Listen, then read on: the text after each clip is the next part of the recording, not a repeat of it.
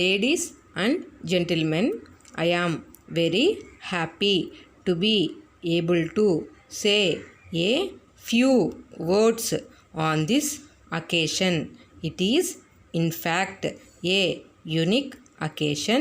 This is the first time in history that an Indian exhibition has come. A couple of years ago, an exhibition from the Soviet Union went to India. I am very glad that the society decided to return the compliment.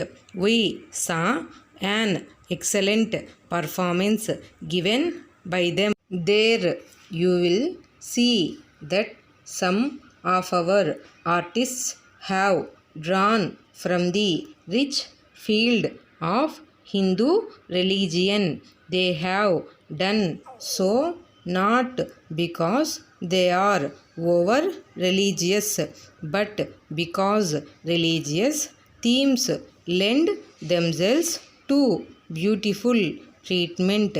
Our present day artists, however, are more and more interested in special subjects. This is in keeping with our Prime Minister's determination to turn India into an entirely secular state. The visit of artists is particularly welcome, and I would like to thank the authorities here for all the kindness and hospitality which they have been extending to us. Last year, the two prime ministers recognized certain signs of improvements in the general international situation. In their joint statement, the two prime ministers emphasized the need for peace.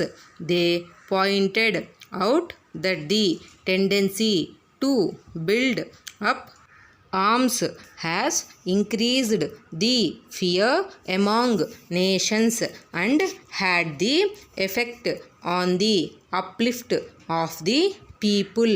The two prime ministers felt that there was ample scope for development of cultural, technical, and economic cooperation between their states.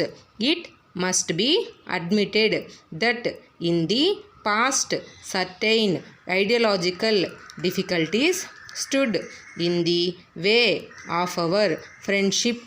The distinguished statesmen who attended that conference recognized once and for all that war was no solution to the world trouble. That is why, if I may say so, they decided to play gentlemen towards one another. When one thinks of some of the conferences which were held in the past, one cannot help feeling that the main object was to cause loss to their opponents as far as possible. While both the prime ministers noted improvement in the general international situation, they also deplored the failure to solve certain problems and lack of progress to implementing the agreements. It has been our desire that all the problems should be solved as early as possible. First of all, we should be able to know what their problems are and then make a trial for solving them. I am happy that for the first time the Moscow radio has organized this program. In the first place, it shows the desire of India and the Soviet Union to understand each other. I hope that apart from entertaining our people, you will have time to look round and see some parts of our country. I have no doubt that our visit will result in a rich harvest of our friendship between our two countries. Finally, I would like to thank you on behalf of my wife and myself for accepting our invitation to this reception. We are particularly grateful to you for accepting it at such short notice. If this notice was short for you, it was short for us also, and I hope you will excuse for this. I am glad that some things of beauty included in this exhibition will be placed in your museums and bring joy to thousands of people. With these few words, I take leave.